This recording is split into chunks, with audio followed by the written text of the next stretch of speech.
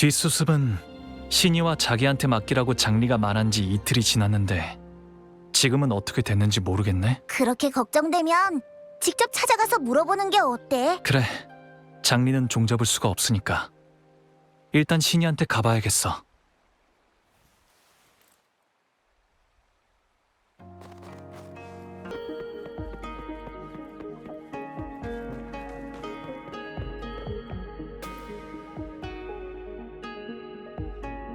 방랑자, 오셨군요.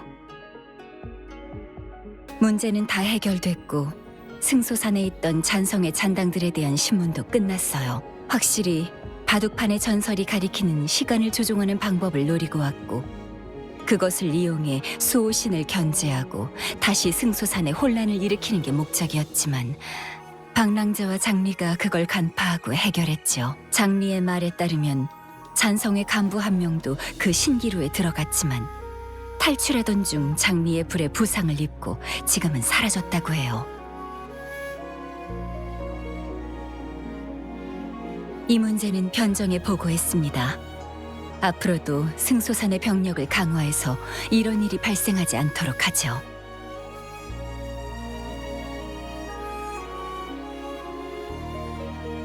이틀 전 해안에서 헤어지고 금주로 돌아갔습니다. 좀 피곤해서 요양을 간 모양입니다. 신기루 전체를 불태워버릴 정도의 공명 어빌리티를 사용하는 것은 적잖이 부담스러운 일이었으니까요.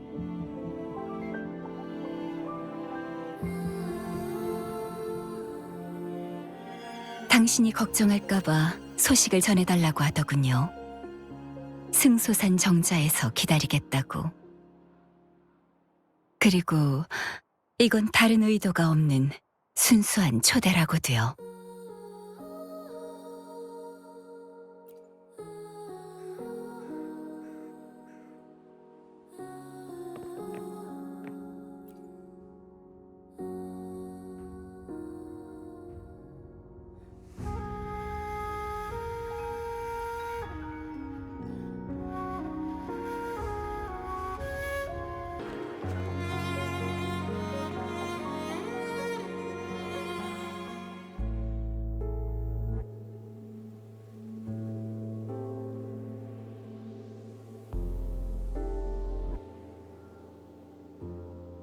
방랑자, 이틀간 잘 쉬셨나요?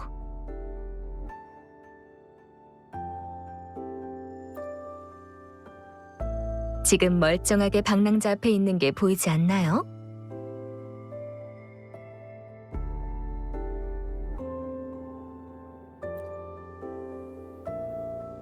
걱정 마세요.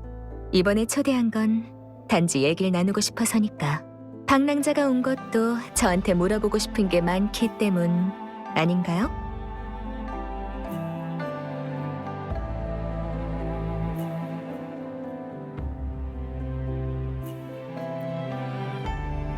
그렇다면 무엇을 물어보든 다 대답해드리죠.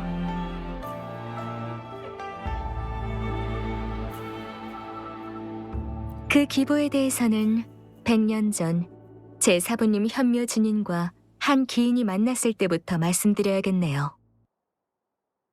잔상묘 속에서 사부님은 그 기인에게 구조되셨고 그 사람의 생김새나 기질이 평범하지 않다는 걸 알아보셨어요.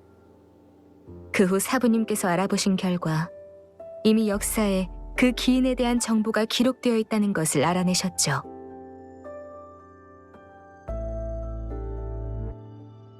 그래서 사부님은 오랜 세월을 찾아 헤매다 마침내 승소산에서 그 사람을 만났고 전설의 기보를 남기신 거예요.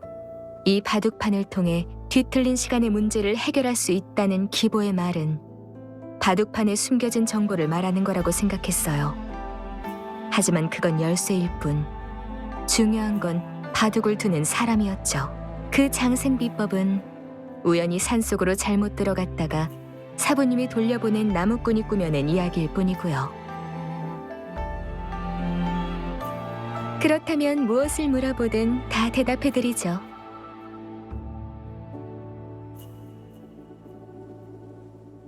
그 신기루는 제 사부님이 세운 계획이었어요.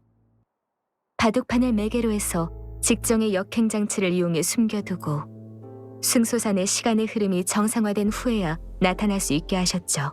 수호신과 승소산이 위기에서 벗어나더라도 잔성애가 가만히 있을 리 없었어요. 시간 제어법을 바둑판에 숨길 수 있다고 판단했을 때부터 이미 계획에 걸린 거죠. 우연히 잔성애가 짜놓은 안내를 따라가던 탐험가에게 발견돼서 방어 메커니즘이 발동된 거고요.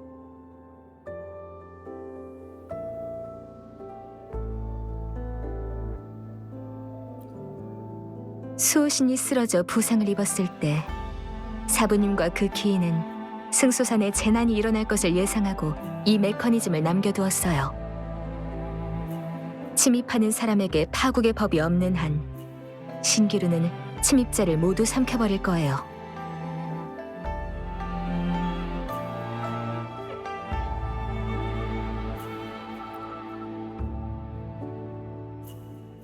맞아요.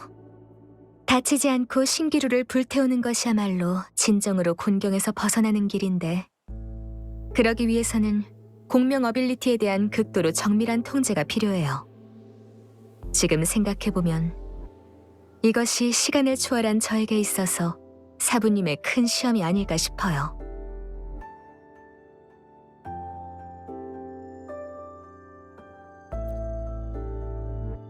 겨우 그 중 하나일 뿐이죠.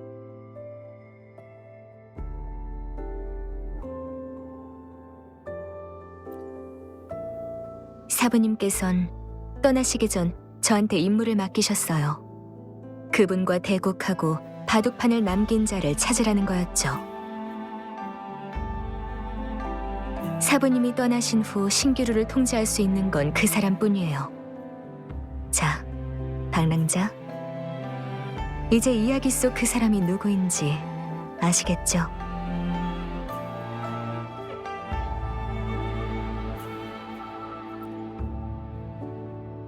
맞아요.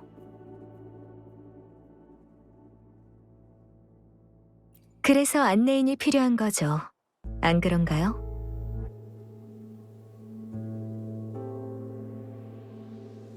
방랑자가 금주에 왔을 때부터 의심은 하고 있었지만 승소산을 여행하는 동안 마음을 굳혔어요. 바둑판 신기루로 확신하게 됐죠. 그렇다면 무엇을 물어보든 다 대답해드리죠.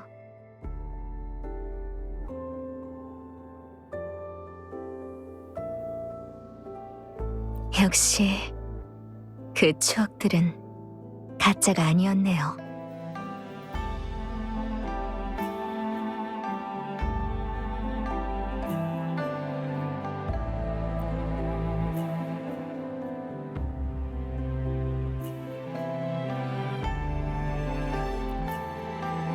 원래는 이름도 없는 꼬마 거지였어요. 얘기할 것도 없는 과거의 일이죠. 하지만 과거가 끝없이 반복되는 그 신기루 속에서 새로운 추억이 탄생할 줄은 몰랐네요. 잠시라도 함께 지켜주시는 것만으로도 저한테는 소중한 추억이 될 거예요.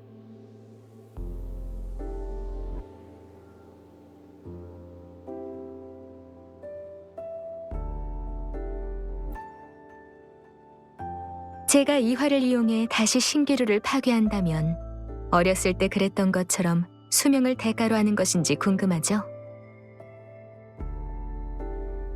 신기루에서 제가 한 말은 사실이에요.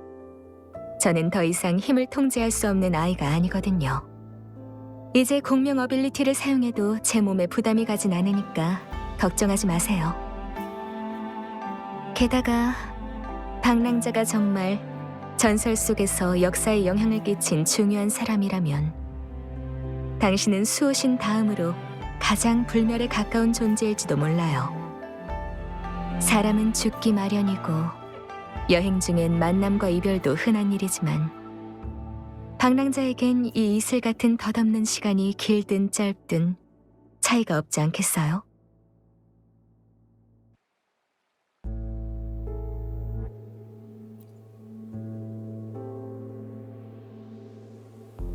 그렇기 때문에 이 세상 풍경은 쉽게 버릴 수 있는 것이 아니죠.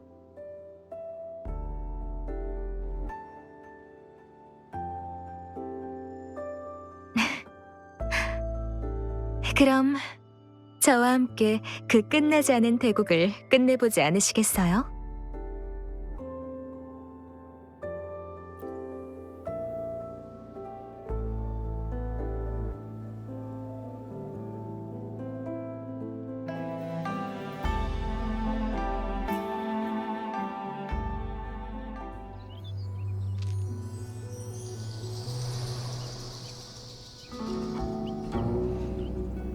그 꼬마 거지가 나아가는 길은 비극으로 가득 차 있었어요. 비명이 온 세상을 휩쓴 자리, 잔상이 들끓고 사람들은 갈 곳을 잃었죠. 꼬마는 자신의 피와 불로 위험과 추위를 몰아냈지만 사부님은 그러면 안 된다 하셨어요. 세상은 끊임없이 혼란에 빠지고 사람의 목숨은 파리만도 못하니 무모하게 목숨만 걸고는 문제를 해결할 수 없다고요. 지금은 그저 살아가며 더 먼 미래를 비춰야 한다 일러주셨죠. 그래서 꼬마는 지혜로 위기를 피하고 한 걸음씩 신중하게 나아가면서 혼자였지만 비틀거리며 자랐어요. 그 후엔 그 아이도 누군가의 사부가 돼서 한 주의 주인을 가르쳤죠. 세상을 위해 마음을 세우고 백성을 위해 목숨을 걸고 선조들을 본받아서 백성을 위해 평화를 지켜라. 이 세상의 혼돈을 혼자서는 태울 수 없으니 불을 퍼뜨리는 사람이 되어라. 언젠가는 누군가가 반드시 평화로운 미래로 이끌어줄 거예요.